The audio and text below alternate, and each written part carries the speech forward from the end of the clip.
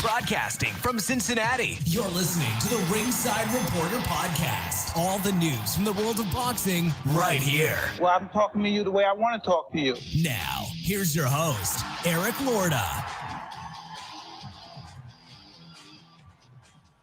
And we are live. Welcome to the Ringside Reporter Show, where we talk about the latest boxing news. If it's related to boxing, we'll talk about it here. My name is Eric Lorta, and I'm here with my co-host, Joe Habib.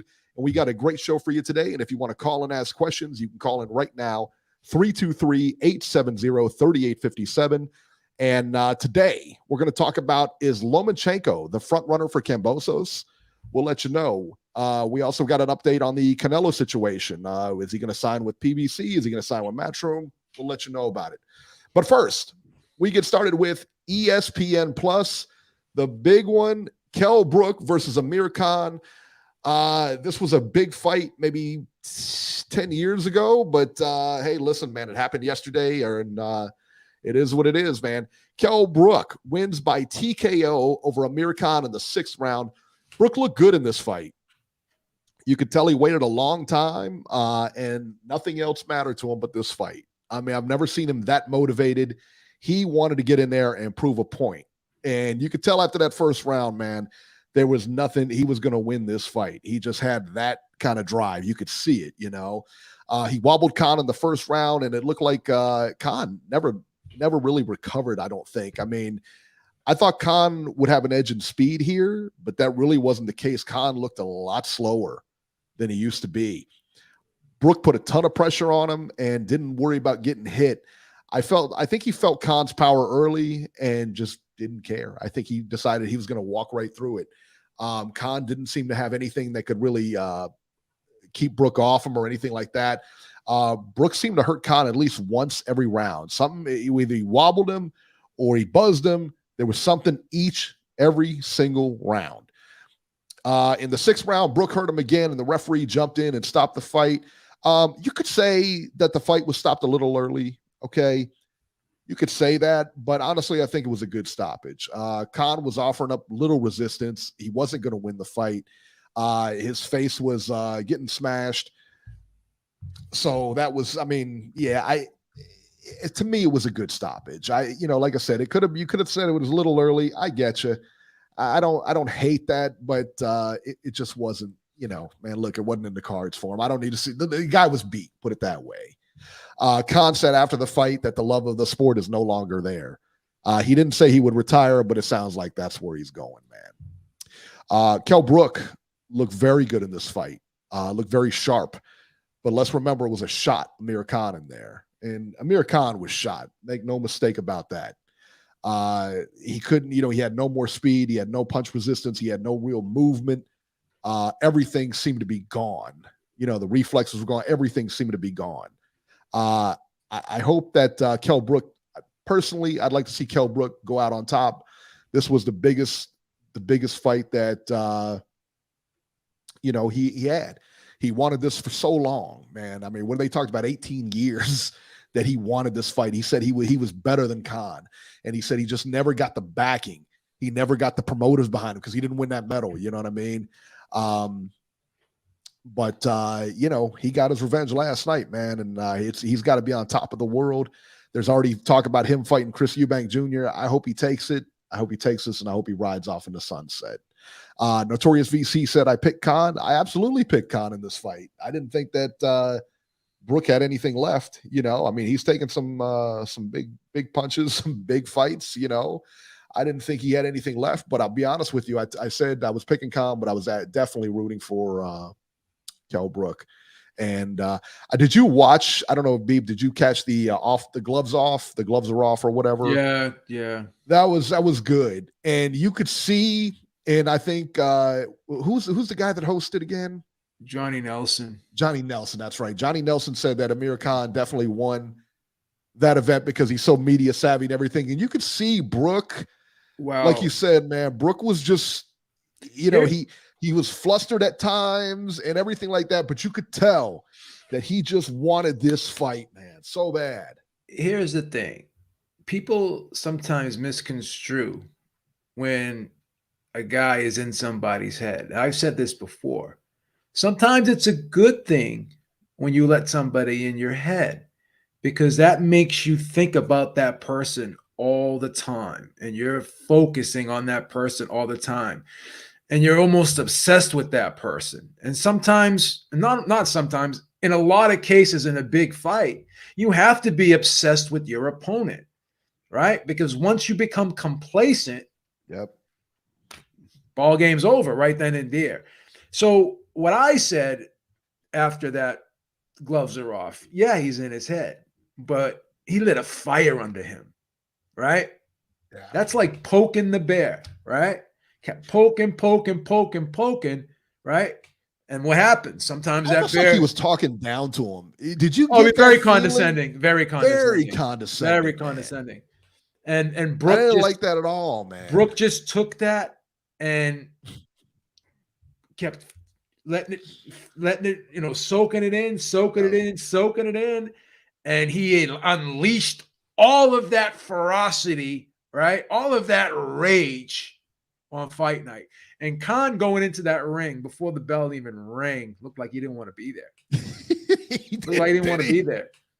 Kell Brook, you can tell, wanted to be there. Khan, not so much. I got goosebumps, man. Kell Brook's entrance, man. This is why I've been telling people for years. This is how we do it in the UK, man. This is how we do it, and everyone knows I got dual citizenship. I got the flat in Manchester. It's but nice my flat second, too. but my second home away from home has always been Sheffield. They treat me very well down there as well. So I was pulling for Brook, man. But I knew Brook's timing, his precision, right? Khan is that guy. He just throws a lot of punches without purpose. Just throws those flurries. It's almost like throwing the plate of spaghetti up against the wall, hoping a couple strands are going to stick. That's how Khan's combinations are sometimes. And I thought going in he would have the hand speed, but the big problem is those hands are too fast for his feet, because his hands are always ahead of his feet, and he's always leaning in because his hands are starting too far ahead of his feet. And he's always makes that one mistake that his opponent's always able to capitalize on, and they land that one fight-changing punch, which Brook did. It was kind of like a hybrid jab hook type punch, right? It was like a power jab, almost like a half hook, half jab type punch, and it was a power punch, but it was with the lead hand. And once he hurt Khan with that, Khan's legs, got got those spaghetti legs, and he never recovered. No, it was in that first round too. It was in that first round where he got buzzed, and like I said, you saw him, do the dance or whatever. Every round after that, he did something. There was something there that I tell you what, but I couldn't be happier for Brook. Oh yeah, I mean, Brook. Especially after watching that show. And I wanted Brook to win. I just didn't think he had enough. I thought Khan's speed, and Khan's going to really, it's going to be. Brook was the favorite. He was a slight favorite too. Was he really? Yeah, he was like a minus 165. Khan was like a plus 145. It was close in the odds. I picked Brook because I've never been a fan of Khan's style. Just never been a fan of his style, and I've always loved Brook's style. Like Brook is a really good fighter. I just like how Brook fights. Yeah, I love he's solid. He's solid. I he's love a solid fighter, man. I love that Ingle gym style of fighting. I like Kid That guy Galahad. is a great trainer, man. I like he all really those is. Guys. Yeah, I like all those guys in that gym. That Ingle gym. Yeah, absolutely. Thank you so much, Tony Boswell. We appreciate it. Let's break down Khan's style here for a minute, because that jab didn't seem to be there last night. That speed wasn't here last night. And they seem to be Bomac seemed to be giving him good instruction in there. He was ready. He was trained. They seem to be giving him good instruction. The one thing I'm wondering, like, especially like in the right around the third or fourth round, he's getting hit with right hands. Why doesn't he start using that jab? And why doesn't he start moving the opposite way, at least to try to create something? Here's the thing. And if you ever hear a fighter say this, because I've heard fighters say this before, my brain wanted to do things. but my body was not responding to what my brain That's the thing. wanted to do. That's how you know it's time, right? And that's what that looked like yesterday. Yeah, He just his reflexes look shot. Yeah, it really did. I know I said this, and you may have said this too. I don't want to put words in your mouth, but we both said that these guys were definitely have declined, and we thought that they've declined. Pretty similarly, and they were at the same point in their career. But it was pretty obvious last night that Brook had a lot more left than Khan did. Yeah, I think so too. And I think that a lot of that banter by Khan to begin with, I think he knew. I think he knew what he had. Yeah, he knew. And listen, man, you go to the gym every day. You go to the gym every day. You know. You know you're not in the best shape of your life. You know you're not what you used to be. You know. What did Andre Ward say? Yeah, Andre Ward said, all that talk before the fight, was he trying to convince Brook or was he trying to convince himself? That's a great point. Yeah, that's that was the line of the night right there. When it really was. That couldn't have been more poignant. No, because again, man, I mean, it was just you got to take all the taking into consideration what Kell Brook. Kell Brook looks at Amir's career and says, "Man, that should have been me." And he believes it, and he believes that should have been him. And really, who's the more accomplished guy here? I mean, listen, man, Kell Brook has fought a lot of people. He's fought a lot of good guys, beat Sean Porter, came to the U.S. and beat Sean Porter. I think it was in the U.S. I'm fairly certain it was in the U.S. It was in the U.S., yes, correct. Yeah. That's correct. So Khan's won titles and everything like that, but I don't know, man. They both got their their shine and the what the interesting thing, what the interesting thing to me was thinking when I was thinking about the build up to this fight was why did it mean so much to Brook that Khan respected him, right? It's almost like Brook really admired Khan as a fighter and what he's accomplished. And he wanted Khan to reciprocate that towards him. Right. It was amazing how much he wanted Khan to acknowledge him and appreciate him. Instead of saying, I don't give a fuck what this guy thinks. He really cared what Khan thought. That's the only way. And it meant the world to him. Get that kind of emotion out of somebody.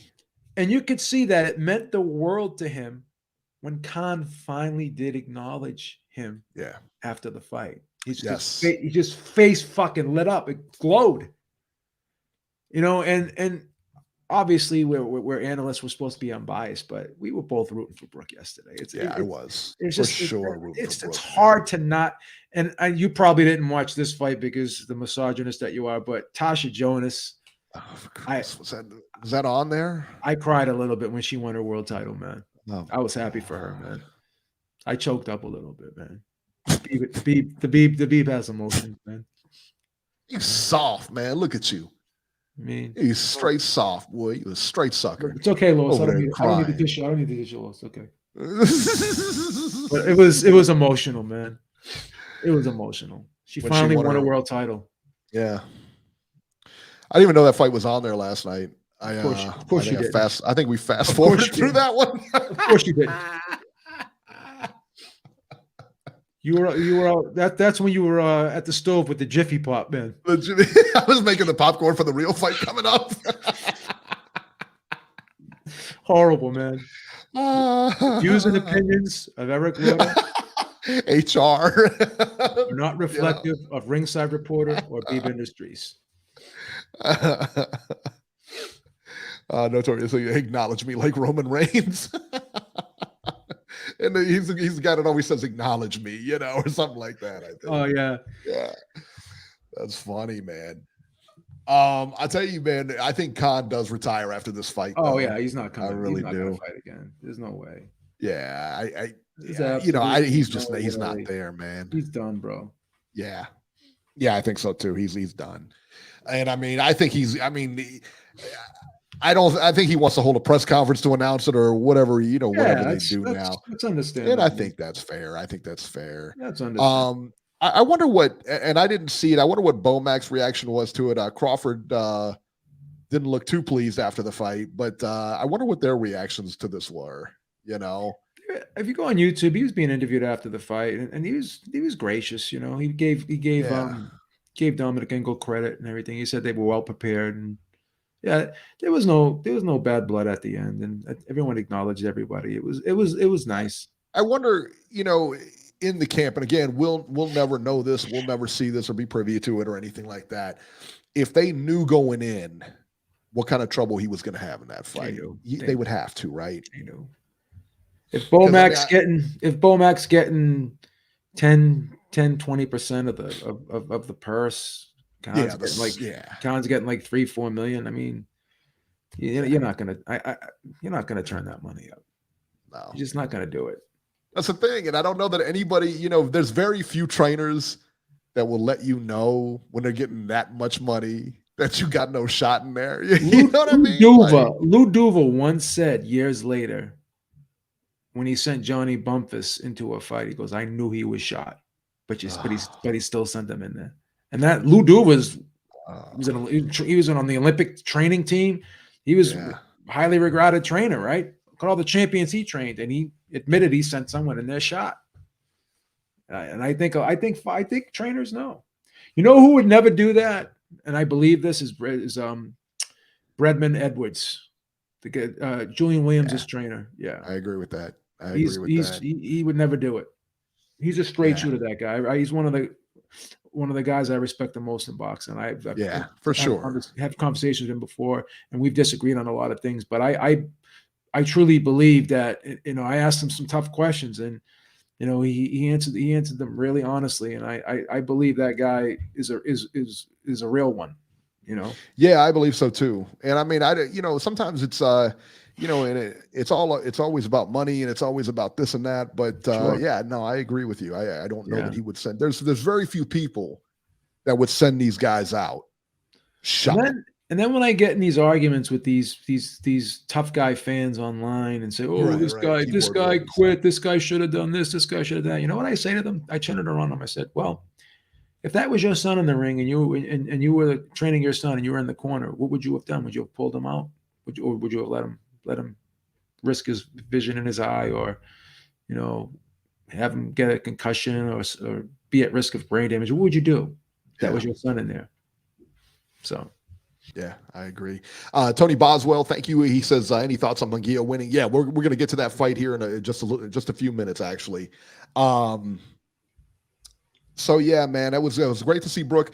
There was already talk about him fighting Eubank afterwards. What would you like to see Brook do next? I would like to see him ride off in the sunset. I want to see him ride off in the sunset too, because I don't think he'll ever be as motivated for a fight as he was here. Well, and really, he's done it all, right? I mean, he's fought the cream of the crop in boxing, not just in his division, in boxing. He's fought Triple G in his prime. All right. He's fought Sean Porter, Errol Spence, Terrence Crawford. He's won a title, champion. What else is there for him, man? I think that Eubank Jr. fight's going to happen. They both don't like each other, but people are already Eubank's an easy guy not to like, man. Yeah, he's an easy guy. Him and his father both are just easy people not to like. I like his dad. I like his dad, but I'm not crazy about him. Yeah, I'm lukewarm on him. His dad was just kind of a funny guy. You know what I mean? Like, he had just no ridiculous. Right. No ill will. Whereas this guy is like a legit. This is a bad guy. You know what I mean? He gives off that vibe. Like I'm a jerk. You know, he's got a real meanness to him. Like, yes, when you're seeing Billy Joe Saunders getting beat up, and you're watching it on television, and you're laughing at it, and he's very sadistic. Yes. And I know that Eubank Sr. had a mean streak. No question about it. You have to. But get to this level if you don't have a mean streak. But he was gracious too. He's very gracious. Very gracious. Very sportsmanlike. Very sportsmanlike. Yeah. Yeah. Who do you think wins that fight? I think Eubank wipes that guy. You'd have to I don't even think that. I don't even. You'd have to favor you. You'd have to favor Eubank in there for that one. Yeah. But once again, I'll be pulling for Brook. I'll be pulling for Brook too, but that's a tough one, man. That's a tough one. Somebody says Eubank Jr. is just acting. Yeah, I get it. I get that. But he's got a strong handshake. I he was standing next to me in the urinal, and I was like, I was about to say, is that the same thing? Fucking Chandler Rim. The guy got a fucking strong handshake. Yeah, he had a strong handshake. I reached over when he was at the urinal, and I shook his hand. A fucking strong handshake, man. Jesus Christ. Oh man. So that was the only fight worth talking about on ESPN Plus. The undercard was, whatever.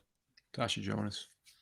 Whatever. You want to talk about the Tasha Jonas fight? No, we don't have to talk about Jonas. Yeah, neither do I. All right. So there you go. Because I don't want to talk about something that you're not interested in. So all right, thanks. I'm gonna concede to you since you are the producer of the show. Sure. All right, let's talk about the zone here. Jaime Mungia versus Demetrius Ballard. Mungia wins via third round TKO over Ballard, man. Mungia looked good here. He throws combinations pretty well. He gives you good pressure. It's a good win. Went 3 rounds. It's a good win. Mungia is now 39-0. All right, babe. Mungia is now 39-0.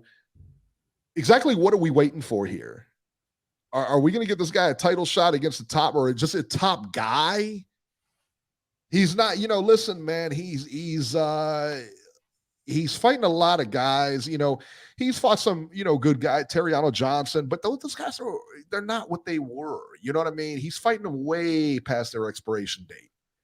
Yeah. What's going on with this guy? Is he going to, what is this, man? He's 39-0. While one thing I do like what they're doing is while they are waiting for the big fights, they're trying to keep him active, right? So he's going to be Demetrius Andre's mandatory pretty soon at 160. Demetrius Andrade is going to move up, isn't he? He'll probably move up. So he ain't going to fight Demetrius Andrade. So he'll fight some, He'll fight for the vacant WBO title. Who's he going to fight? I don't know. I don't know who's going to be there. You know what I mean? Like, I don't even know. Get this guy a fight already. Either you believe in him or you don't believe in him. But once again, like Andrade's tied up. Jamal Charlo's going to be tied up. He's not going to fight this kid, right? Nah. Golovkin's going to be fighting. Golovkin's tied up. He may be fighting Canelo. Yeah. I don't think Golovkin wants to fight Canelo again. I mean, that's what they're saying. That's what really? He said. That's what he said. He says, I already beat him twice. There's no reason for me to fight him again. Yeah. So I don't know. I don't know what's going to happen. I don't know what's going to happen with I don't know. He'll probably fight. I think Golovkin will fight Canelo. There'd be too much money. For all that money? Yeah. Fight Canelo for all that money. What are you, crazy? He'll fight Canelo. I don't think he won't fight Canelo. I don't buy that. I don't either. Do you think they're protecting Mungia, man? I think they're protecting him. I'll be honest with you. I think they're protecting him. I don't. I think, like I said, the big fights aren't there. There's been plenty of, he's 39-0. There's been plenty of opportunity to give him. Here's one thing they did do. They did pull him out of the Golovkin fight. Like, he was mentioned as an opponent for Golovkin before, but the commission pulled him out. Yeah, commission pulled him out, which is nonsense. He was going to take it. All right. Yeah, Janabek is the number one contender for the WBO. Right, but I think Mungia is like right behind him, and he's gonna take that slot. Well, if that's the case, Janabek is the mandatory. That is correct for the regular WBO title. Yeah. I think Janabek is the mandatory, but I'm not sure if he's ranked number 1 or not. I think Mungia is ranked number 1 in the WBC.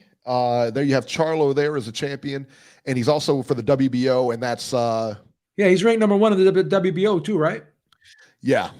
And then you got Janabek Amakanali. Janabek is the mandatory, but once again, you don't have to be ranked number 1 to be the mandatory. And that guy, let me tell you what, that guy is. Yeah, he's ranked number 1. That's a good fight, man. Yeah, that's a good fight. That's not, I knew Janabek was the mandatory, but Mungia is ranked number 1. Yeah, that's a good fight, man. That's not a bad fight. Just like when White was ranked number 1 and Brazil was ranked number 5, but Brazil was the mandatory in the WBC. I mean, his manager, it is like his manager right there. You know what I mean? You can't make this shit up. Yeah.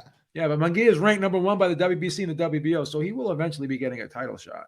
Yeah. Now, if he's offered a title shot against Charlo and he turns it down, then you know, or they turn it down, then yeah, then I will have to concede your point. But I haven't seen him offered a fight from one of the champions at 160 yet, and he's turned it down. So at this point, you know, I can't say they're protecting him right now. Is he being matched? Is he being matched possibly carefully right now, strategically? Yeah. But you know, they're waiting for the title shot. So why are they going to take a tough? If you're ranked number 1 by the WBC and WBO, you just fucking sit on those rankings until you're mandated to fight for a title. You're not going to take any crazy fights. Yeah, no, I agree with that. But at the same time, I mean, he's got nobody on his resume either. Oh, you're talking about from even at 154, you're criticizing his resume at 154 as well. Criticizing all of it. All right. It's a fair point. I mean, he hasn't really fought a big name yet. You're correct. Yeah. You know, just like Tank. LBC Most Wanted says rumors Mungia versus Janabek for the vacant title. Yeah, that makes sense. That's a good fight, man. Fight, man. Nacho says that. I'll take that. Yeah, I'll take it too. LBC says just like Tank. At least Tank. Now listen, man. Tank's fought. What's his name? Leo Santa Cruz. Tank's fought some bigger names. He hasn't fought a lot of bigger names, but he's fought some bigger guys. You know what I mean? Hey, and whatever, man. Tank's fighting Raleigh Romero next. It doesn't get bigger than that guy, right? Well, Romero? Sarrameta was undefeated when he fought Rosado. I think he had one loss. I think he lost to Golovkin. That wasn't a bad fight. The Rosado fight's not a bad fight. No, Rosado fight wasn't a bad fight. It wasn't a bad fight. The Toronto Johnson fight was a very, very good fight, you know. But so Johnson wasn't, again, man, Johnson, when he fought him, again, he's way past his expiration, man. Well, you're right. I guess he's got an okay resume, but you're right. I mean, there is no names on there yet. Yeah. But he is 23 years old. He's young. I don't know.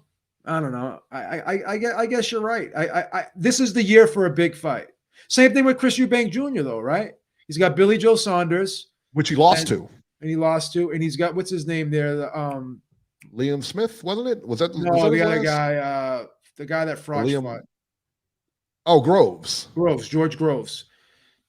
Other than George Groves and Billy Joe Saunders, who is James DeGale, who was kind of past it. But those are three. He's way past it. Those are three names on Chris Eubank's resume. So he's another guy. But here's a difference. Chris Eubank Jr. is like 33. So yeah. Let's see here. Before we go to the phones real quick, let's just do the let's see. Oh, one more. This took place in Canada. There was no this fight took place in Montreal. There were no visitors allowed. Big Mac Arslanbek Makhmudov wins by 6-round TKO. The win over Marius Walk, by the way. The win puts Big Mac at 14-0 as a heavyweight. He's an up-and-comer, just somebody to watch. Walk is definitely a good name for him. I know Walk is past his prime here, but it'll be interesting to see what's next for Arslanbek. Let's see here. Yeah, Arslanbek. Right. It'll be interesting to see what's next for him here. Now, I watched the highlights of the video. I didn't actually see the entire fight. It was 6 rounds. From what I saw, he looked more like just like a slugger. You know what I mean? He didn't look real technical at all. But again, I didn't see the fight in its entirety. I saw highlights of it. So, you know, is what it is. But 14-0 is a heavyweight. I'll be listen, man, we're always jonesing for good heavyweights here. So maybe we might have one here. Have one. All right. So let's see what's coming up. And then we're going to go to the phones here. February 26th, Glasgow, Scotland on ESPN Plus. Josh Taylor versus Jack Catterall. 12 rounds for Taylor's WBC, all the belts, all his welterweight belts, the undisputed title. Robesy Ramirez versus Eric Donovan, 10 rounds featherweights. Nick Campbell versus Jay McFarland, 10 rounds heavyweights. There it is, and that's about it there.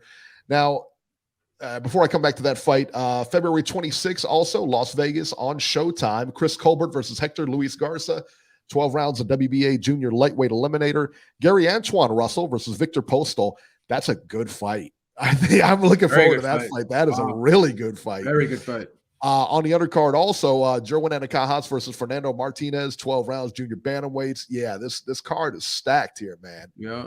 That's a good fight. And then Ramses Bartholomew versus the dreaded TBA on that card. Gary Antoine Russell versus Victor Posto. That's a good fight. Gerwin Anakahas. Anakahas is always, to me, he's always must-see TV. I like him, man. Yeah. February 26th in Dubai, Guillermo Rigondeaux versus Vincent Astrolabio, 12 rounds bantamweights, but it's not, doesn't look like it's televised here. February 26th, also, let's see here, in San Antonio, Texas, no television, Andrew Tabiti versus Robert Silva, 10 rounds cruiserweights. And February 27th, London, on DAZN, Lawrence Okoli versus Michael Cheslak, 12 rounds for Okoli's WBO cruiserweight title. So not bad. Yeah, Kareem Guerfi versus Jordan Gill, 12 rounds for Guerfi's European featherweight title. Anthony Fowler also on that undercard. Gal Yafai also on that undercard. Campbell Hatton on that undercard. Fabio Wardley. So, and those are going to be squash matches, I get you, but a lot of star power on there for sure. Yeah. For sure. I like Okoli too. I enjoy watching him fight. I do too. I think he's getting better. I think he's improving. How many times did Sergio Mora say check hook on the broadcast last night? He's even saying check right hand now too. What a moron. He's a fighter. Like, he should know what this is. Oh yeah. I knew that was going to aggravate you. Oh my God. Every time I hear him say it, I envision you. I hear you in my head saying, "What an idiot!" Every time I hear it, it's fucking hilarious. I'll be watching it, he'll be saying it, and I'm like, I hear like in my head, "What an idiot!" in the Eric Lorda voice. He's gonna throw his check left hook again.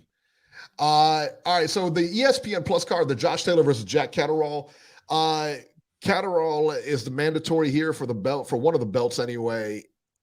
Listen, man, this is a squash match. Is it? I think so. Okay. You think so?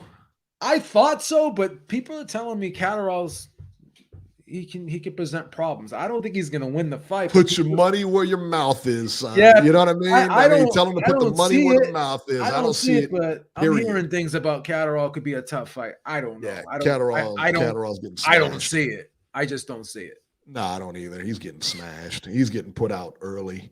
Yeah. Robesy Ramirez versus Eric Donovan. Should be another squash. Robesy should get him. So there you go. The Gary Antoine Russell fight, man, that's a good fight. I mean, I know Posto's not what he once was, but that's a good test. That guy's tall. He's got a good jab. Good barometer. Moves fairly well. Yeah. That's a good fight. That's a very good fight, man. Most certainly is. And it's good to see at least Gary Russell fighting anyway. At least one of the Gary Russells fighting. So there you go. All right, let's go to ringside here. Ringside Robert. 530, you're live. Hello, guys. How are you? Bobby, what's How happening? are you, guys? Come on, Robbie. How you feeling, man? Not much. Oh, I'm feeling good, day? Man. Day's okay. Day has been okay, man. Eric. I'm glad that Kell Brook won.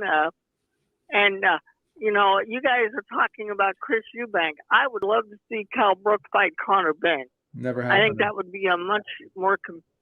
No? Won't happen. You don't think so? I wouldn't mind seeing it, but I just don't think it's going to happen. I don't think he's going to fight Eubank either because he'll fight Eubank. He'll fight Eubank. You know how much money's in there? Yeah, that fight's done, brother. Trust me. They'll be fighting at like one. All right. That'll be a 157-pound catch weight fight. They'll fight. Trust me. Okay. All right. Well, you know what? I'm not gonna hate that either. But I'd like to see because Conor Benn even said after the fight, he said, "I'd love to fight him." Because from what I'm hearing, I guess they're going to put Chris Van Heerden in against Conor Benn next. Yeah. Because it was supposed to be Maurice Hooker, but Hooker got hurt in training camp, so I guess it's going to be Van Heerden. Yeah, I don't hate the fight. Take any fight. Yeah, Van Heerden's a pretty good fighter, man. I don't hate the fight. No. Yeah. Well, one thing I like about Chris is he'll take any fight that's offered. He's I mean, a fighter, he had the guts. Yeah, well, he had the guts to step in with Boots Ennis, and I was hoping that they would rematch because of that headbutt. Because I think that would have been a good fight, but he never got the opportunity to rematch that. So he should give Conor Ben an interesting fight, to say the least. Yeah, Ben is strong, though, man. I'll tell you what, Conor is strong, man. Oh, yes, he is. Yes, he is. And, you know, I've heard more and more interviews with him lately, and the guy can talk, too. He's very good with a microphone. So, but, yeah, I guess that's going to happen in a couple of weeks. They're going to fight. And as far as Mungia, I kind of feel sorry for him. The fight that you suggest, that sounds like a good one if Andre vacates, which it looks like he might do. Yeah. So, hey, I'm very happy with the schedule that we got so far this year. I got no complaint. I got no complaints at all, man. You know, this is good. And having fights on a Sunday, I like that because you know there's no more football, so why not put fights on a Sunday? Might as well. I'm not going to complain about that. You know. So. Yeah, that's the thing. Like, yeah, no. I don't remember there ever being this much boxing on being able to be watched ever in my life. Even when it was on ABC and NBC, you could never see all these international cards that you're able to see now, and that's due to these apps. People, you know, they can say whatever they want. You know, you hear people from certain sectors criticize DAZN and ESPN Plus, but they're giving us access to fights that we never would have been able to watch before. So there's a lot of boxing available. Well, Joe, any fight you want to see, you can watch. Put it that way. With YouTube and everything like that, Joe, any fight that you want to see. I don't think boxing is dying at all. I think boxing is definitely in the best place it's ever been in, to me. There's so much boxing on now. How could it be dying? You know what I mean? It's just too much. Yeah, right. I just don't see it. Yeah. Well, it may be a niche sport, but it doesn't mean it's dying. Right. Yep. Nope. And as far as the apps are concerned, I will criticize ESPN Plus all day. Their fights are difficult to access. If you don't watch them live, you're not going to see them. Going to their archives is incredibly difficult. DAZN is a lot easier to navigate. I agree with that. It's a lot easier to find the fight that you want to see. Yeah. I agree with that. So, I mean, yeah, if ESPN Plus wants to improve their app, they need to make their boxing more accessible. They're not gonna do that. You know, they're not gonna do that because that's not the focal point of that app. No, they're not. This is not the focal point of that app. No, I know. Nope, it's not. You know, it's one of the many categories, so it doesn't care. But no, DAZN is a lot easier to use, and I'll publicly say right now, I was completely wrong for thinking that these things wouldn't work. Yeah. Now, say it. I like say it again. I like the DAZN. Say it. I will. Just a minute, Eric.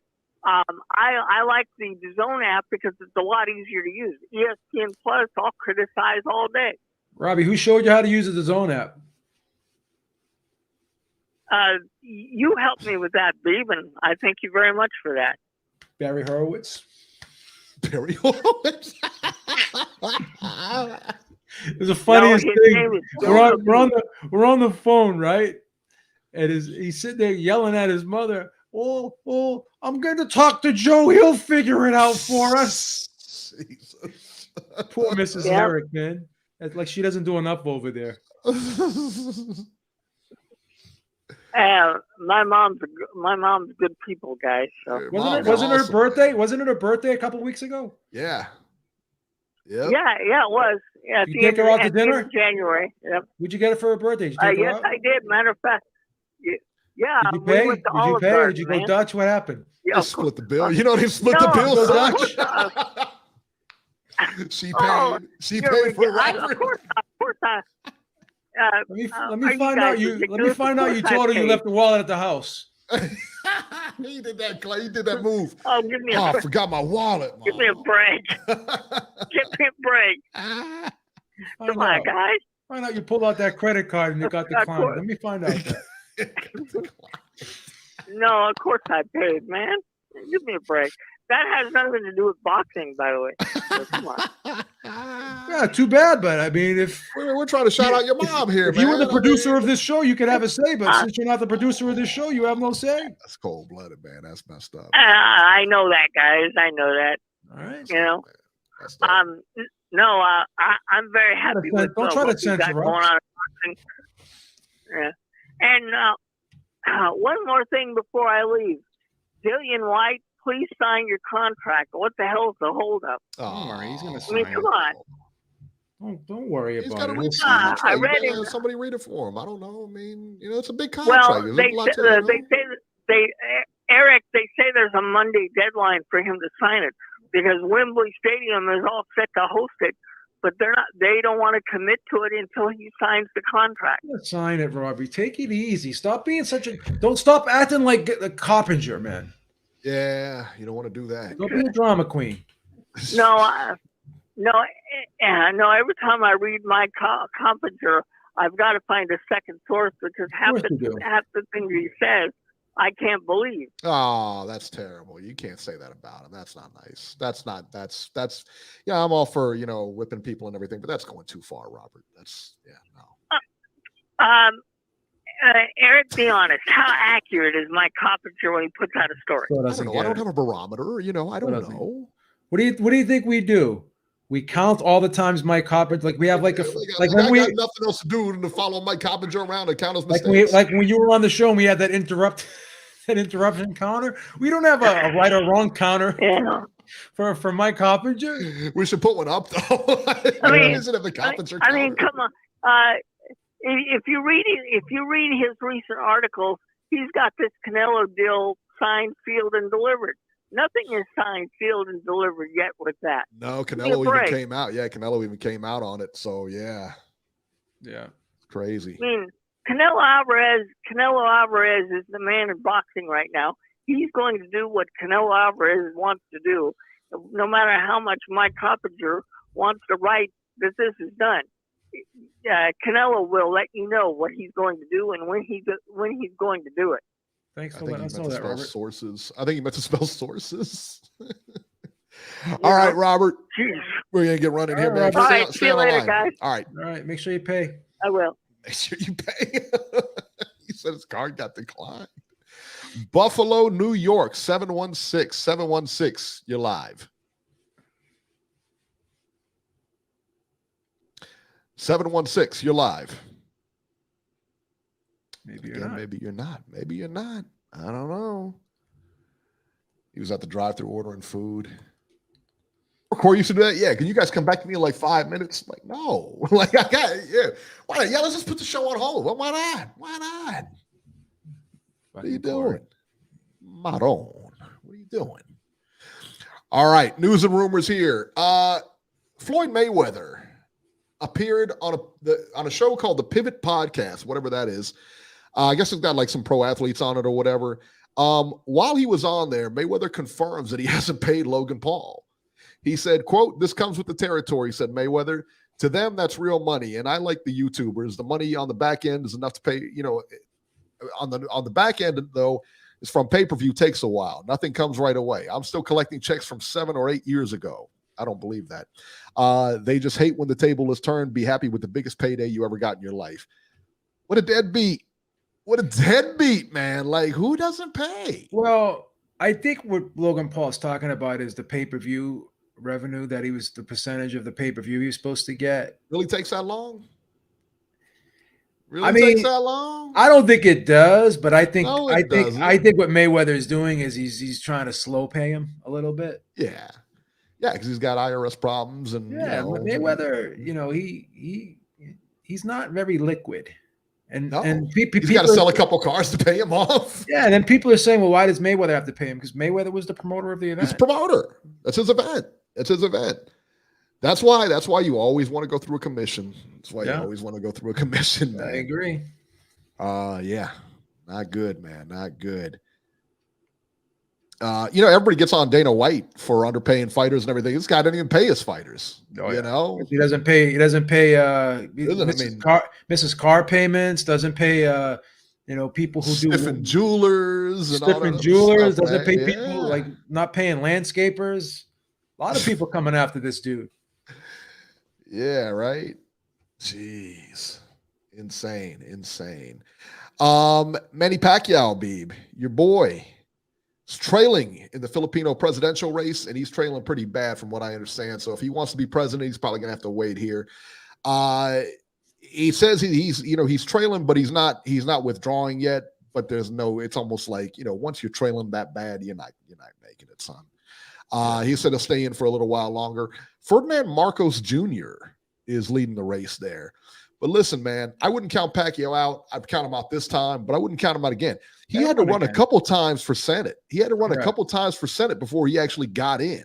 Yeah. So, yeah, I mean, he's, listen, I wouldn't exactly count him out as, just because he didn't miss this run as president doesn't mean he'll miss the next one or whatever. He'll keep trying.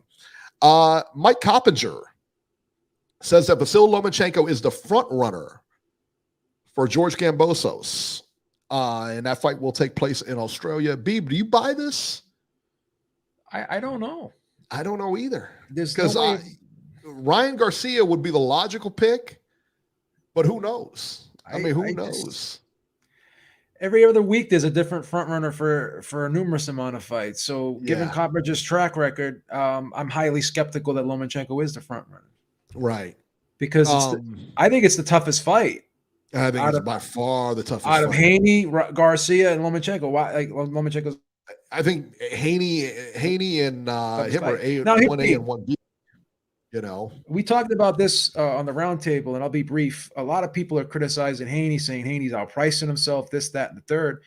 But Eddie Hearn is the guy that's he's the guy with the checkbook, right? So if he's saying that Haney agreed to everything and he has no problem going to Australia, I think I'm going to believe the guy who actually writes the check and pays the fighter instead of like all these other rumors out there. Now, possibly Top Rank could have put a better offer together than Matchroom did. That's quite possible.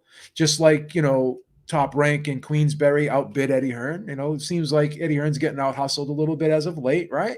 Yeah. So that could be the case, but I don't think it's a case of Haney pricing himself out, not wanting to fight. Kambosos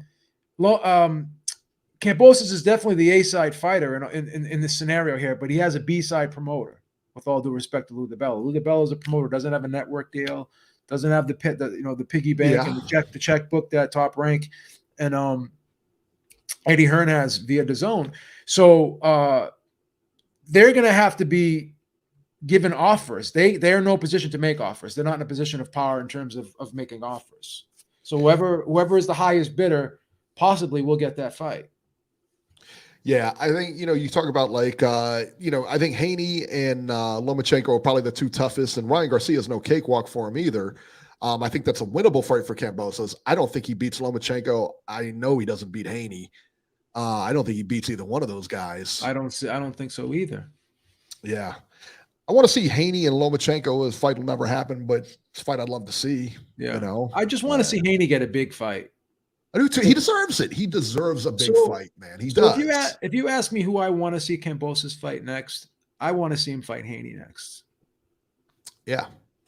He's a WBC Haney deserves champion. it. Haney deserves a big fight. He Yeah. does. I mean, it is, he's, and I know he's unproven in the sense that he hasn't had that marquee fight yet. Lomachenko's had he's got a lot of marquee fights. So you can, you'll rank him higher. And I get that. I get that. I just want to see Haney, him. to me, passes that eye test, man. He's just, and I've said this all along. I think he's one of the best fighters, if not the best. You've been very high on him, and again, he has a lot of potential. He's 23 years old. Just want to address one comment by Nacho. He says, Bill Haney is out here saying that the fight would sell out a stadium in the U.S., but they couldn't sell out Makoba Arena. Stop it. They never wanted to go to Australia, plain and simple. Again, this is what I said on Thursday. You got to stop believing these fighters' fathers. Yeah. Bill Haney is not in a position of power. Teofimo Lopez Sr. is not in a position of power. Angel Garcia, they're not in positions of power. They're not writing checks. Okay? If Eddie Hearn said that we put a deal together and Haney has no problem going to Australia, then I'm gonna believe Eddie Hearn. Bill Haney basically said that we could do the fight here in the stadium. He was concerned about the COVID restrictions over in Australia. Yeah. And everyone just took that and ran with it. Oh, Right. Devin doesn't want to go to Australia.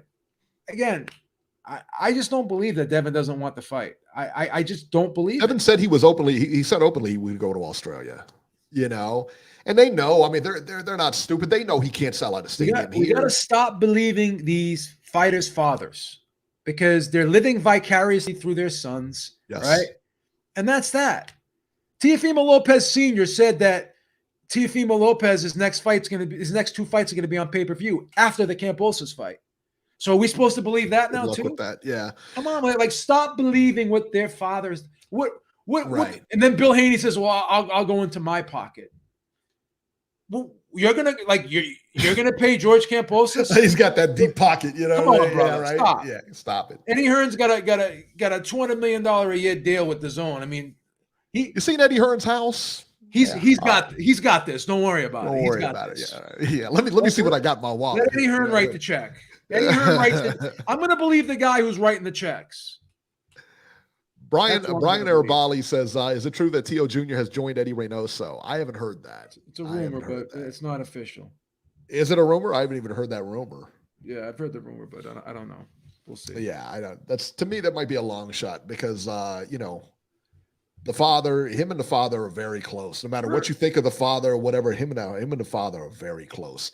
It would be very difficult if the father was not completely out of the way of training for him to move on to a different guy. Because could you imagine working with the father in camp? There ain't no way. No way that works with anybody.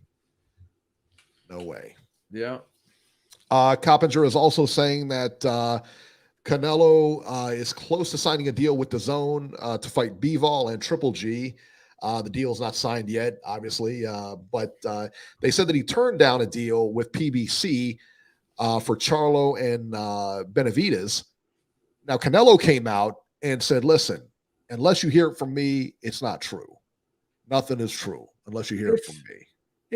If someone sends somebody an email and that person doesn't respond to the email, this is something else we talked about on the roundtable. So if I send you an email and you don't respond to it, are we actually in talks? Are we communicating? No, I'm sending you an email. You didn't respond to it. That's not, we're in talks. Right. But according to Coppinger, that's what it is. We're in talks. Yeah. I'm gonna say this, and I don't care. I think Coppinger is a PBC shill. I think that there's a person over there who's feeding him information that they know is not true, and they want Coppinger to put this information out there so certain fighters can get their name in the headlines and they can get attention for their fighters. They're clout chasing. What are you talking about? They're clout chasing. You think he's a PBC shill? I do. How dare you? That is just ugly. That is ugly talk. I think he's a PBC shill. What's the matter with you? I think he's a PR person. Like you think he's gonna lie and stretch the truth? Dude, if we put a polygraph on him, come on, B. that shit would blow up. Oh, that would blow up. Slander that's going on is just wow. Guilty. Guilty. Speaking of slander, how much slander is Castano gonna get? The Charlo Castano fight has been postponed. Castano has suffered a bicep injury, and the fight will be postponed. Incidentally, ironically enough, Tim Tszyu offered to step up in Castano's place, and I haven't heard anything from the Charlo camp. Interesting, man. I tell you what. I mean, and listen, man, that Tszyu would step up and take that fight. Take that fight, son. If you're Charlo, take the fight. Tim Tszyu is no joke, man. No joke, bro. He's a good fighter, man. He reminds me a lot of his father, man. He really does. Oh, yeah. I think he's better. I'll tell you this. I think he's better technically than his father. I don't know if he's got that power like his dad. I mean, I know he's got power. Don't get me wrong. I don't think he's got like that crazy power, like that freakish power like his father. But I will say he's better technically than Kostya was. That's what I think. He's more versatile because he's got a boxer's frame. Yes, He's a lot bigger than his dad was. Yes, and he's to me, he's just a better all-around boxer than his father was. His father, to me, was always going for knockouts and that kind of thing. He was never like a technical guy. He wasn't a slick guy. In Tim Tszyu, he's got that. He can be technical as well. He's crafty. He's a little crafty. Yes, he's good. He's a good fighter. If I'm Charlo, I mean, if you're Charlo, why not? That's a big fight, man. That's a big fight. It's a bigger fight in Australia, but it's a big fight nonetheless. Yeah. All right, let's talk about this one here. This is what everybody wants to talk about here. White and Fury. And incidentally now, the WBC has made a belt for the Fury and White fight. It's actually really cool. It has the Union Jack on it. They call it the Union Belt. It's got the Union Jack on it. It's red, white, and blue. It's very nice, man. It's a very cool belt. I'm about as cool as my money belt back here, you know. I'll be buying that Union belt on eBay in a couple of weeks, I guess. So, Beeb, what's the story here? They talked to Bob Arum. Bob Arum had the following to say here, and you had a good point on this, but let me talk about this, and I'll swing it over to you here. Quote from Bob Arum. He's trying to get about Dillian White not signing. He's trying to get more money. Simple as that. He's trying to hold us up. One thing, when you win a purse bid, it says that the fighters will help in ways to promote. That's sort of ambiguous, and most fighters, you know, because they're professional, they will promote. Arum told the Queensberry Promotions YouTube channel. Now he's saying, I want extra money to promote because you're stuck paying me what the purse bid said, which is $7.3 million, which is not chump change, by the way. Dillian White said, I want some more money from you, and you go out there and promote. Arum says, in our position as well, we're not going to give it to you. Now, if the fight does enormously well, yeah, we'll give you a taste of the back end where everybody's made money.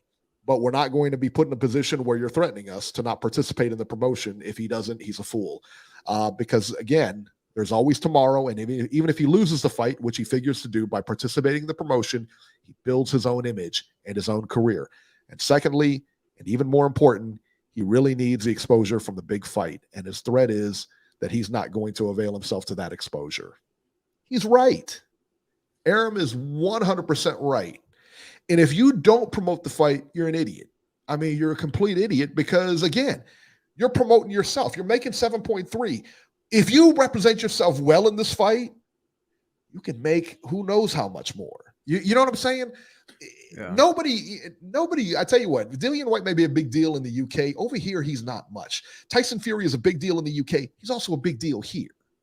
He's becoming popular here. Based off those Wilder fights and the WWE thing and pay-per-view, yeah. You made a good point by allowing that to go to purse bids. They don't have to guarantee him, I guess, any pay-per-view revenue because that's the standard purse bid contract. I believe, and I think you pointed this out, and I think you may be correct. I don't know 100% with 100% certainty, but I think you may be correct that the purse bid contract that they sent over to him that's required from the WBC after the promoter wins the purse bid, they don't have to guarantee him any pay-per-view revenue, right? So no, they don't. So maybe the original deal they would have given him pay-per-view revenue, but now they're sitting there saying, well, since you've played hardball with us so long, why are we going to go out of our way to do you any favors? So he in turn is saying, well, if you're not going to give me any pay-per-view revenue, not a percentage of that, then why should I promote the fight? Because I'm going to be getting what I'm going to be getting regardless. So I understand both sides of it, but I'm kind of you kind of changed my mind a little bit with what you said, because he was the guy that was playing hardball, and it's because of him the fight went to purse bids. Because he didn't accept the original offer. You didn't say, listen, if you wanted that deal, then you should have hammered out that deal. Yeah. You know, and you had the opportunity. You had every opportunity you wanted in that deal. And I guarantee you he made less money on that purse bid than he would have if he would have took that deal. And he knew this going in. Yeah. You knew it going in. Instantly, real quick, King Pound for Pound, King Boxing Pound for Pound. Thank you so much, brother. He's a new subscriber here, so thank you. We appreciate it. Again, man, he knew this going in. Yeah. That if it went to purse bid, you never make as much money as if you can hammer out a contract. And you let it go to purse bid. Well, now the ball's in your court, son. You know, and if you don't want to promote, whatever. Yeah. You don't promote. Tyson Fury will go out there and promote all day. I understand where he's coming from, but then again, he put himself in this position. You put yourself in that position. You know, he really put himself in this position. So, you know, Lennox was best said you guys are misinformed. He made more money on it. Maybe. Prove it. Maybe. Yeah. Prove I mean, you're going to have to prove that, because here's the thing. If he took 9 times out of 10, you make less money on a purse bid. Yeah. The reason why he could potentially make less money on the purse bid was because if they gave him a smaller guarantee, right, but they gave him a percentage of the pay-per-view revenue, would have made more than just getting the guarantee from the purse bid. Yeah. That's what you have to understand. So that's the thing. I mean, you're getting a back end piece of the money. You know that pay-per-view is going to be huge in England. So to be perfectly honest with you, can I say with 100% certainty that he's making more or less with the purse bid? No. But I think if he was able to negotiate a deal and take the $6 million guarantee and possibly 20 to 25% of the pay-per-view revenue, this fight's going to be huge over in the UK. So if it does 1 million pay-per-view buys and he's getting a 25% of the pay-per-view revenue, and if he's getting 25% of the pay-per-view revenue over here, then he could be making more than just $7.2 million. Yeah. Because you're going to take his $6 million guarantee, and then you're going to take his pay-per-view upside. On top of that, he could have potentially made it $11-12 million instead of 7.2. And listen, that's all I'm saying. You know, and if you like it, then sign it. Shut up and sign it. And if you don't like it, Lennox was best. You forget that I have connections with Top Rank. I have numbers.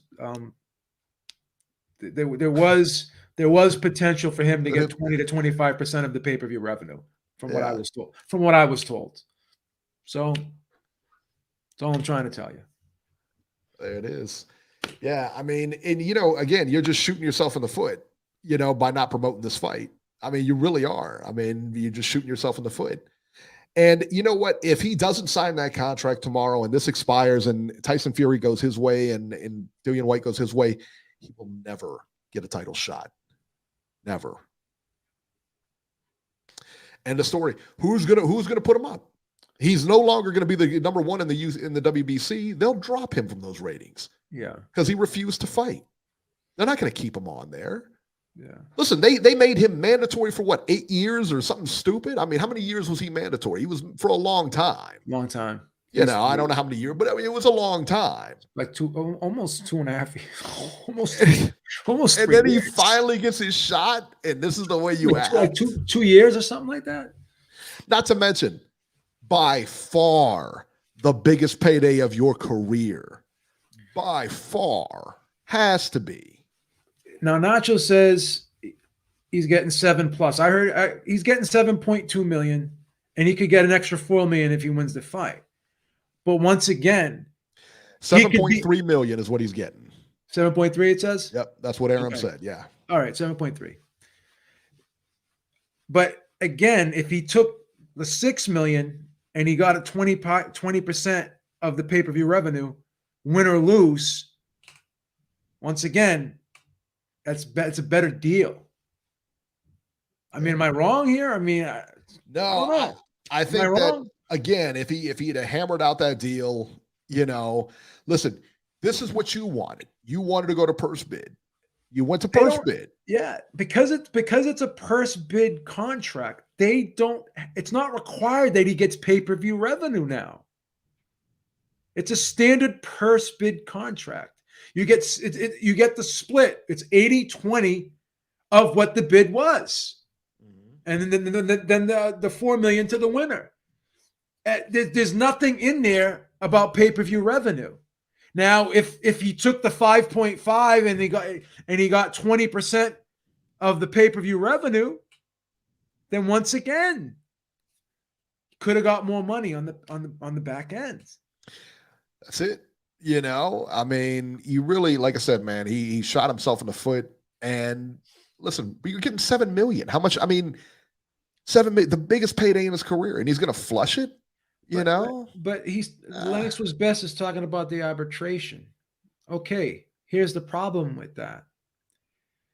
If he doesn't sign the contract tomorrow, right? The WBC will rescind his mandatory status, and then he won't be able to get the fight, regardless of the arbitration, because he won't be the mandatory anymore. Yeah, Brian Arabali says that White's going to get millions regardless. He should be happy.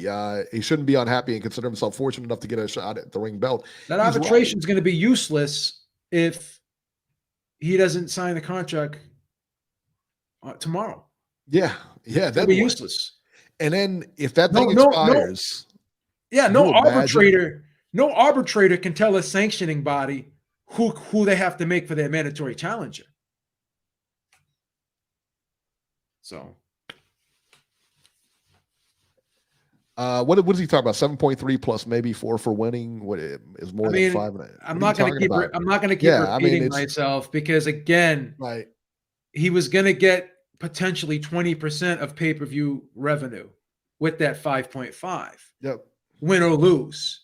Now it's out the window, brother, because it's a standard purse bid contract does not require the promoter to give a fighter pay-per-view revenue. It's 80-20 of what the bid was. And then the WBC has that 10% that's set off to the side. So that's it. I don't blame him for being ticked off. He's getting 7 million. Fury's getting 30. Exactly. The arbitration is for the percentage, but there is no percentage if he's not going to be the mandatory anymore. Right. That's it. That's it. And that's it. That's the only reason they were negotiating with him. That's it. He's mandatory. Yep. He's been given a deadline to sign the contract.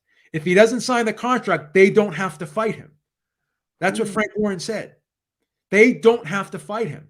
He no longer will be the mandatory challenger. That's it. That ain't good. I mean, listen, if he's got that blow off money where he can just say, the heck with it, I'm not fighting. Hey, good on you. I mean, but he has cried and cried that he's been the mandatory. Listen, he's had the biggest mouth when it's come to he's the mandatory, blah, blah, blah.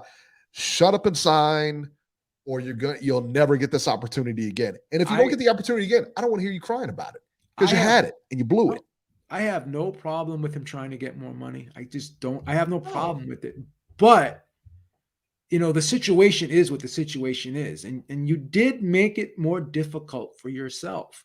Because if you're going to sue the sanctioning body, then once again, they're not going to go out of their way to do you any favors. If you didn't sue them, maybe they would have made it 70-30 for you. And if this didn't go to purse bids, then you more than likely could have gotten a share of the pay-per-view revenue. But now, because you forced this fight to go to purse bids, a standard purse bid contract does not require I keep repeating myself, but I'm going to have to keep hammering home because people don't get it, does not require the promoter to pay you pay-per-view revenue upside. Okay? Now, they can do that for Tyson Fury because Tyson Fury is their fighter. And of course, they're going to do Tyson Fury favors. You're not under contract by them. They're not going to do you any favors. They're going to give you the bare minimum of what they have to give you, because number one, you're not their fighter. Number two, you've made things difficult for them. You dragged out the process and you made them go to purse bids, right? And you forced them to bid an exorbitant amount of money that they may potentially be in the hole for. So you put them in a situation that could be tough for them. So why are they going to go out of their way to do you any favors? The WBC is not going to go out of the way to do you any favors because you sued them. Right. Yeah. Yeah. So, this is where we're at. You're out of luck, son. This is where we're at. It is what it is. Tony Boswell had an interesting question here. and completely off the subject here, but about the Kambosos fight. He said, what sells better, Loma versus Kambosos or Kambosos versus Haney? To me, I tell you what, in Australia, and I think this is kind of like we were talking beforehand, before the show about the Canelo fighting. It doesn't matter who he fights. In Australia, it doesn't matter who he fights. It'll be a big ticket. It's a coin flip. It doesn't matter. Here, if he fights, I think the Lomachenko fight is a bigger, as far as pay-per-view here, I think Lomachenko is a bigger fight than Haney. Eric, I'm just gonna say it one more time. Is this kid thick or is he not? Or is he? He's still on this. Is he thick or is he just slow? If he doesn't sign the contract tomorrow, he is no longer the mandatory, and the arbitration is rendered useless. Did you hear what Frank Warren and Bob Arum? Do you want me to call Bob Arum right now for you to tell you that? It's funny because he said in the chat, he was like, I love how Beeb gets all worked up over me. And I'm like, you're getting just as worked up. Like, if anybody's getting worked up, you're still talking. We've changed the subject now. I get worked up over the thing I hate more than anything in the world is cognitive dissonance. Yes. If I show you this is a black phone, this is proof this is a black phone, and you tell me, no, Beeb, it's not black, it's charcoal. Right. It's fucking black. I mean, I do get worked up. Because there's a level of ridiculousness that I can't accept. There's only so much we can put up with. There's only so much I can put up with, and you like the stupidity meter just blows up when you talk. That's all I can say. Real quick, we're gonna go to the phone real quick here, and then we're gonna end up here. 805, you're live. Hey guys, what's up? Right now you guys, hey, what's going on? Nacho. You guys have been talking about this. Hey, you guys have been talking about this whole thing with Dillian White. I'm in agreement with you guys. At this point, I'm kind of out of sympathy for the guy because you got your promoter to put up more money in order for you to get more money from Jump. And now if you win the fight, you end up getting an extra $4 million. So potentially he walks away with $11 million. That's a life-changing payday. I really don't understand what White is fighting about at this point. Like, it makes absolutely no sense. He acts like he's Anthony Joshua or something. Like, it's just ridiculous for him to sit there and still complain about the amount of money that he's going to get. Is just, it's really hard to feel sympathetic towards him at this point. If he doesn't fight, can I ask you a question? I'm sorry to interrupt you. Say you worked for Beeb Industries, right? And you sued Beeb Industries. Make widgets. and you sued Beeb Industries, right? Am I going to go out of my way to give you a bonus? No, you have no reason to. Okay. I mean, that's so, it. I mean, like he's basically taking an aggressive stance against both Bob Arum, Frank Warren, and the WBC. He's at odds with all three entities, right? All three parties involved. He's at odds with. Mm-hmm. He thinks that they're going to go out of their way to take care of him after that. You're suing the WBC. You forced Bob Arum and Frank Warren into a purse bid, and they had to bid $41 just to get the fight. Now you think they're going to do you favors on top of that? Come on. Right. They're not going to do you any favors, son. Come on. It's not going to happen. Yeah. It's not going to happen. No. Yeah. Exactly. Like if Hearn had won the purse bid, then that's a different story, but he didn't. And so, White has to accept the terms of the contract at this point. But like I said, though, the fact that he's getting 7 and he could win an extra 4 if he wins the fight. I mean, I don't understand what this dude is whining about. Like, at what point do these guys not realize that when you're not the quote unquote A side, you have to take short money in order to get the fight. And then if you get the fight and you beat the guy, then you can come back and negotiate on your terms. Like, I really don't understand how hard it is for these guys to understand that. Like, you would think Dillian White would be smart enough to realize, like, yeah, okay, I'll take short money, but if I beat Tyson Fury and he wants a rematch, guess what? Then I get to dictate the terms of how much money I get the next time. Like, it's not that difficult to figure that out, but for some weird reason, he keeps insisting like he thinks he deserves more money. So, yeah, if he doesn't sign it, then oh well, it is what it is. But Yeah. I mean, I'd be really hard pressed to see him. I'd be really hard pressed to see him just say, you know what, I'm not taking your $7 million. Who does that? Well, Like, one of really? the names being thrown around was Andy Ruiz. I'd much rather see Andy Ruiz than Dillian White. I don't think that's I don't think Dillian White really, you know, he doesn't have a shot at beating Fury. And how much better of a shot does Ruiz have, though, Eric? To be honest, Hey, like, he might be a little bit more competitive. Listen, man, how much of a shot did we think he had against AJ?